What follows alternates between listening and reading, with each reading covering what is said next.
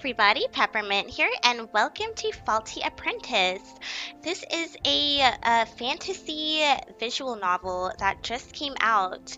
They just released chapter 1 a couple days ago, and I thought it looked really interesting. I mean, look at this title screen. It's really well done, and it's fantasy, stat raising, like all the things I like in a game. So I thought, hey, why not give it a try? So let's go ahead and start a new game.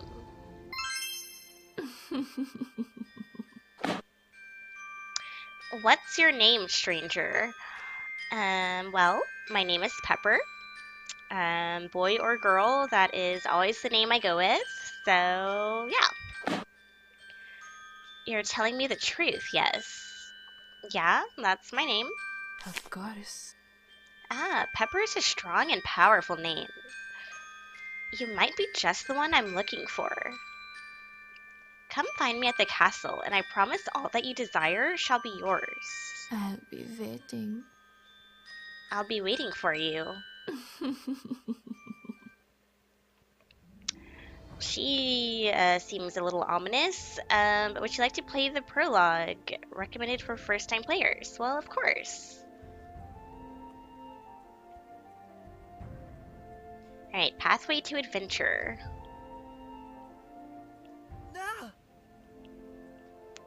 And it's always a great sign when a game starts out with our protagonist screaming. And that was a weird dream. I must have overslept. It's already midday. Oh, hey, look at that. I didn't get lost after all.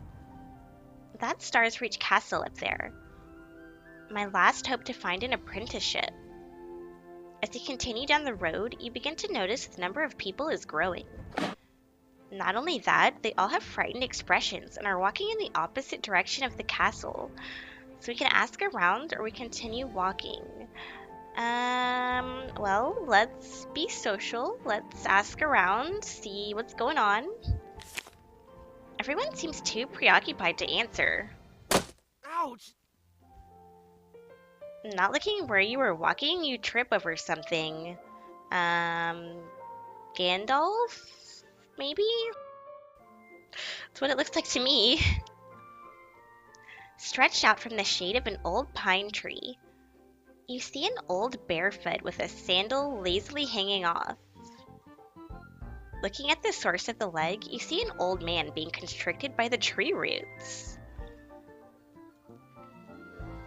It's hard to see into the shadow with the bright sun. Will you wait for your eyes to adjust or rush to save the old man? I mean, I'm sure he's fine. He looks like a really mystical old man, and usually they don't need saving, so let's wait. Maybe not get ourselves killed? Having worked as an Oculus crafter for a few days, you remember closing your eyes will dilate your pupils, giving you better vision in low light. You close your eyes a moment and reopen them focused on the shadowed area. What you thought to be tree roots were a series of bags and straps crossing this way and that over the old man's robes. Alright, well that makes a little more sense, I guess. And I love his hair looks so cool. It's like, I don't know, it almost looks like water or smoke or something. It's not that he looks homeless, but there is a bit of unkempt nature to him. After getting bored of connecting which strap goes to what bag, you notice the old man is wearing a pointy hat. As a former scriptorium apprentice, you can tell by the shape of his hat that he's a wizard! Oh my god, I never would have guessed. An enchanter wears a pointed hat that drapes down to one side or behind the wearer, similar to a nightcap. It keeps the hair out of their eyes while reading and writing ancient runes. Sorcerers wear the tall pointy hats for some internal ranking system, but we all know it's because they love to be the center of attention. Since their magic is a birthright, they can be a little snooty and heavily value their traditional attire. And of course, everyone knows warlocks wear hoods. Of course, common knowledge. The wizard hat, although slightly pointy at the top, has an enlarged brim to make it more practical for traveling. You always imagined wizards to be grand and sophisticated, real classy-like. Maybe he's just a homeless person after all. Well, why can't he be both? Why can't he be a homeless wizard? It's kind of silly to even consider it. Huh? Huh?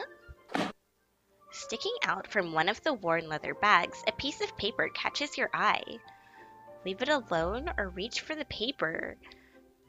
Well, that would be kind of rude to just grab for a paper sticking out of his bag.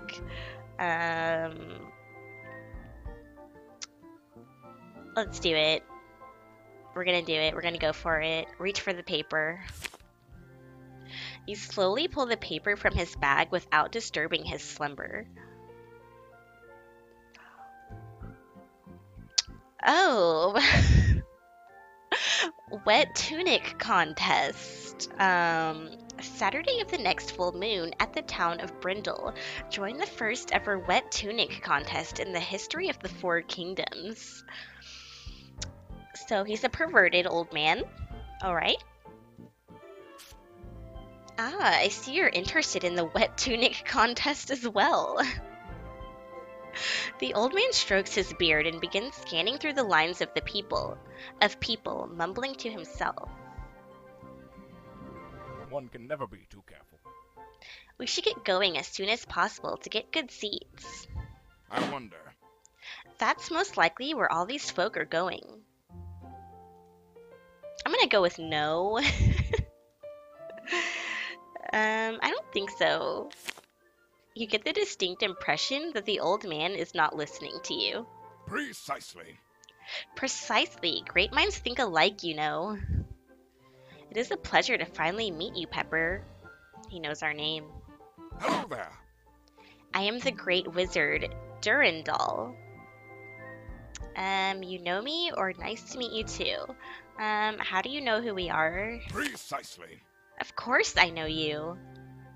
We're going to do so much, and it all started right here. Well, now. Or starts here for you, I suppose. Such a brave lad. By my beard. Good heavens me. I haven't told you of what I'm about to ask of you yet, have I? Well, now. You see, the thing is, I was prepared to set off on an adventure of magic, maidens, monsters, and the usual mayhem, but ran into a bit of a snag. Hold on. Yes. Wait, let me find the original wording. When it comes to the future, one can never be too careful. Alright, well, he said that line for me. Where is that scroll? The wizard begins rummaging through his bags, pulling out scrolls and books.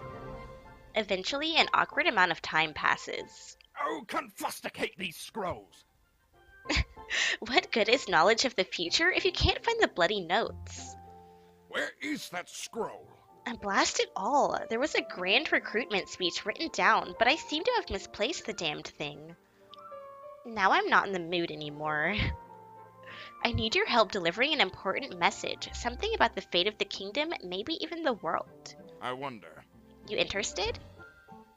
Is this old man really a magician? And did he say he could see the future? Saying yes to an adventure always seemed like an easy choice in the scroll books, but now that it's actually happening, I don't know what to do. Should I go with this homeless man, wizard, on an adventure? I thought we were going to the castle. What happened to that? Alright, let's go. Hopefully you can't, die in this game, because I haven't figured out how to actually save yet, so I'm a little bit worried about that. Precisely. Marvelous! I could tell there was something special about you. The wizard smiles and nods at me with a proud expression, as if he just accomplished a great task. Before you have a chance to ask about the adventure, the wizard thrusts a wax-sealed scroll into your hand. Ho, ho, ho. Deliver this letter to the castle for me. Post haste. Alright, so we're going to the castle anyways, I guess. I wonder. They seem to be having a situation, but I have important business elsewhere, you understand. Those tunics aren't going to wet themselves after all. Ho ho ho. Well, now, Or is it get themselves wet? precisely. Matters not. Good luck, old friend. Farewell. As the wizard begins walking in the opposite direction of the castle, all your hopes of adventure are dashed away. You remember that you are not special, and nothing special will ever happen to you. Looking at the wizard's letter, you mumble to yourself, I suck, wizards suck, or adventures suck? I'm gonna go with wizards because that old man was kind of a dick. As if he could hear you, the wizard halts in his step and begins walking back towards you. Oh no. There, apprentice. You need not worry. I'll bring you back a souvenir or something. The wizard bids you farewell and joins the lines of people marching away from the castle. Before getting back on the road, you take a moment to inspect the sealed wax scroll. You have obtained Durandel's letter. Throw it away or put back in pocket? Well, we're not going to throw it away. Can we look at it? Well, let's just put it back in our pocket then. Without understanding what the old wizard meant, who this letter was for, or what to expect when you arrive, you put Durandel's letter back into your pocket and resume the long walk to Stars Reach Castle. Alright, Act 2, Not So Warm Welcome. Now that the castle gates are in sight, it's a good time to take a break and grab a drink from the stream. After all, that wizard was acting extremely odd, so you're not sure what to expect once you approach the gates. The stream water tastes nice and cold, but before you can savor the refreshing taste, something catches your eye. Goblins. From under the bridge, 3 small figures with ragged clothing hobble out. Even though you have never seen them in real life, they're unmistakably goblins. Yep. I know my fantasy enemies, my fantasy bad guys. The goblins left behind some crude weapons, a bone bow, a rusty short sword, and a twig that looks like a wand. If you pick up a weapon, there is an opportunity to attack before the goblins notice you. Which weapon will you use to attack? Ooh.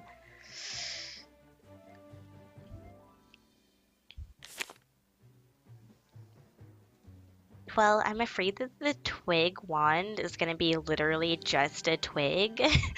I'm going to go with the bow and arrow. Hopefully we have good aim. You pick up the bone bow. Looks like the goblins have fashioned a crude bow from the rib bone of some large beast. You knock an arrow and give a test pull on the bowstring. It feels like it could snap at any second, but it will have to do. Would you like to equip the bone bow? Yeah. You have equipped the bone bow. Are we actually gonna fight? Is there fighting in this game? One of the goblins has fallen behind the others and looks your best target. Ready, aim, fire. The bowstring slaps your wrist and the arrow flings awkwardly into the air before it skids past the goblin you were aiming for. Alright, so we suck. Worst protagonist ever. Huh? The goblin spins around and holds his shield up as he calls out to the others. Huh? There's a man-boy attack from behind. You, sir? You said go make man-boy dead. We opens gate. Yep. The goblin bangs on his shield twice in sync with his response to the raid leader. You, sir? You, man-boy, should be gone. Now you be kill dead. The goblin starts charging towards you, keeping his shield up and his sword pointed towards you like a lance. Say bye-bye to neckhead. The goblin is right on top of you now. Oh, please don't let me die already.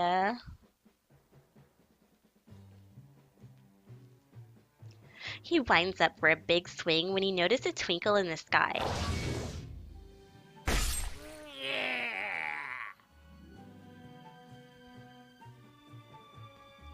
What the? Is that ice? That's an eyeball.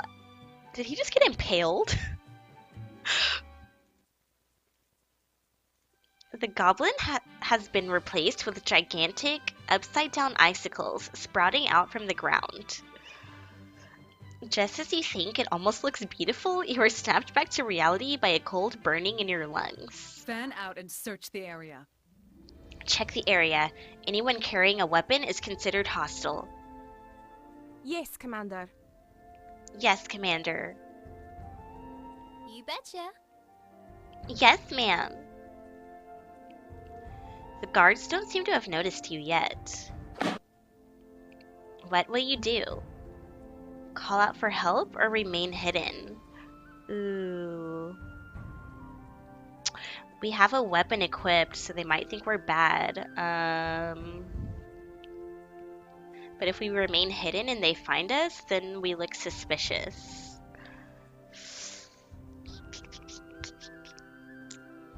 Let's call out for help. Help! I'm over here! You notice you're still clutching the bone bow and throw it out of your hands. Alright, good going, Pepper. That's an order. You there, stay where you are. Huh? What's up with these guards?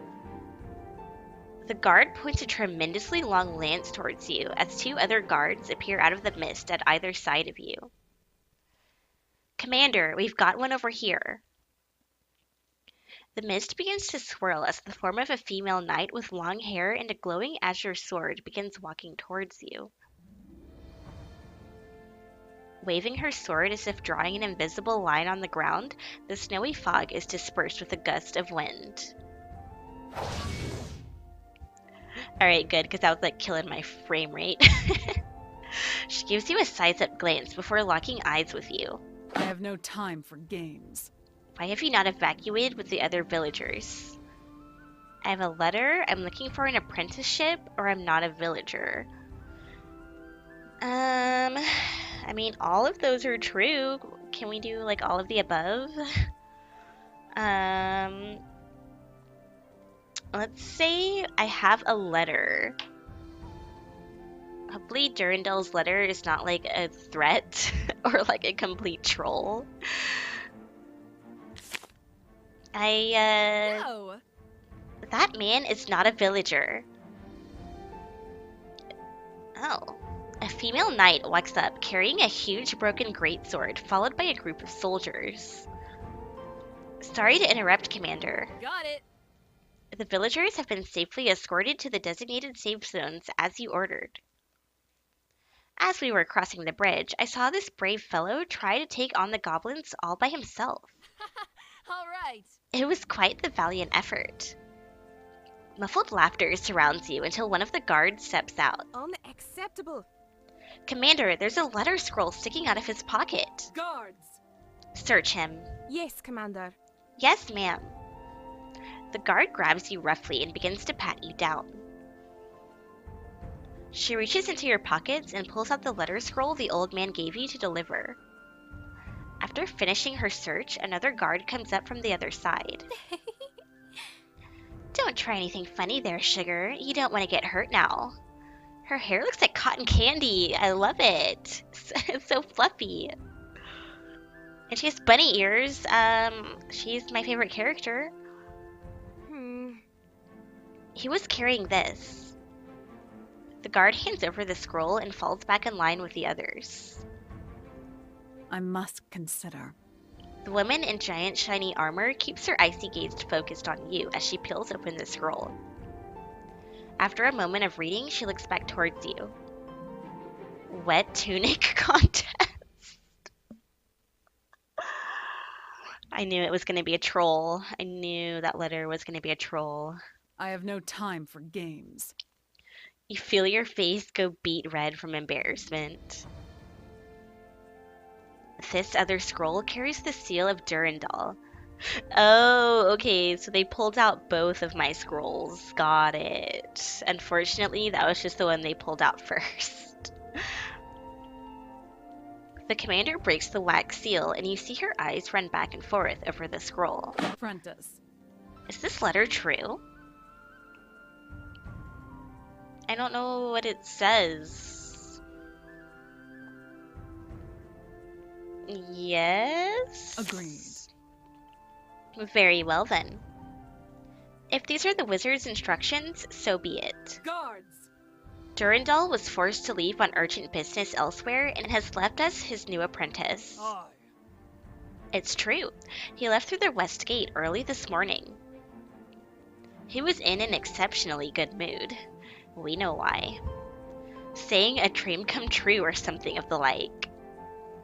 Left in quite a hurry, too. The news seems to be quite a shock, because all of the guards start to murmur amongst themselves. Suddenly, you are hit with the pulse of cold air as the commander shoves her sword into the ground. Silence. Calm yourselves. Whether it was the cold blast or feeling of terror this woman provokes, you find yourself snapping to attention as well. Durandal would not leave us in our time of need unless he had a very good reason.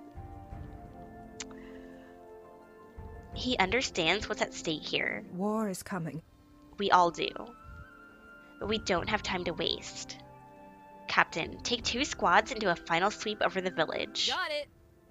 Right away, Commander. Sword up. You hear that, soldiers? Form up. We're moving out. 2 squads, go. Before leaving, the woman with the broken sword gives you an inquisitive smile. Till next time, apprentice. See you around, hero. She has arrows in her, shoulder armor. Geez, she's kind of hardcore.